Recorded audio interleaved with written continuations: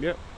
Boom, welcome to another crack session. And we are out here today and we're going to interview the lovely and beautiful yoga teacher. And she goes by the name of? Amy. Amy, it's nice to meet you, Amy. Nice Good to to meet meet you. you. So Amy, what got you into doing yoga? What made you want to start doing yoga? Well, my mum is an avid yogi and has been for a while, but I just I've always done sports, and there was a time I was just like, I need something different, and I started practicing, and I've just really never looked back. Okay. Just felt very good in the body, Yeah. very good psychologically, Yeah.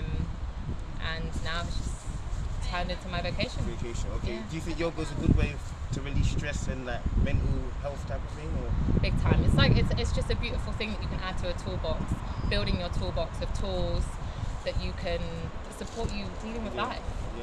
It's great for prevention and stiffness and tightness in the body. It's a great way to connect to your body, to understand your body. It's a great way to create peace, calmness, and space in your mind and in your muscles and in your body. So there's so many benefits, to be honest, that I wouldn't have time to name them all. To be honest. So what type of yoga do you teach? Is there specific yoga? Yeah, so there's different styles. I'm trained in Hatha Vinyasa, but I practice Ashtanga. So there's like a whole different realm. Hatha is the root of yoga. So there's lots of yogas that have sort of shifted off of that space. So yeah, I teach Hatha and Hatha That's Vinyasa. good, that's good. Do you find any challenges during this like yoga? Was there any challenges that you face coming up as a yoga teacher? All the time. Yeah. All the time. I mean, as a teacher, the industry is quite overly saturated. Okay, There's lots of westernization in the world of yeah. yoga, and it's about coming back to what the root is, I think, because it's gone so far away from that. And it's become more aesthetic and about what it looks like, about who the teacher is, as opposed to what the practice is. And the practice is where the gold happens for you as an individual, and it's about being an individual and it being your own journey, not about the teacher, what it looks like, all of that. And so for me, I've met that quite a lot as a challenge.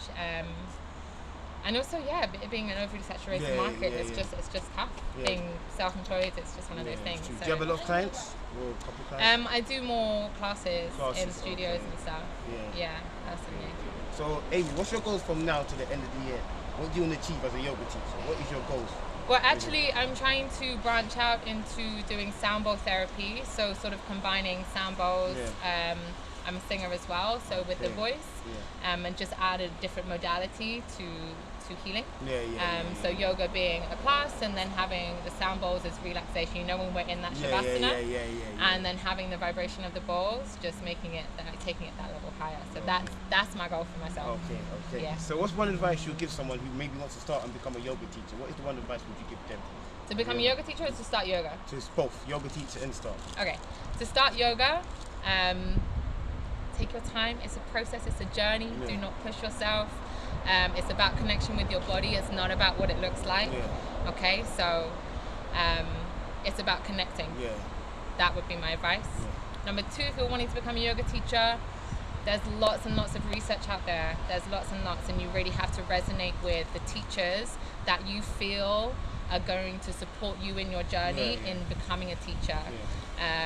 You can just go and book any training. There's so many out there, but there's so many factors. When you're holding space for people, there's so many things that come into play, right? Everybody that shows up to your class has a whole realm of different experiences that they've come from, right? And that all stores in your body. That's a beautiful thing about yoga. It allows you to tap into that and release that. So you as a teacher, there's so much grounding you need to have initially, but also that you need to feel that you can receive from your teacher, that you are supported in being able to hold space like that for people. Some teachers won't be able to give you that. So research, always.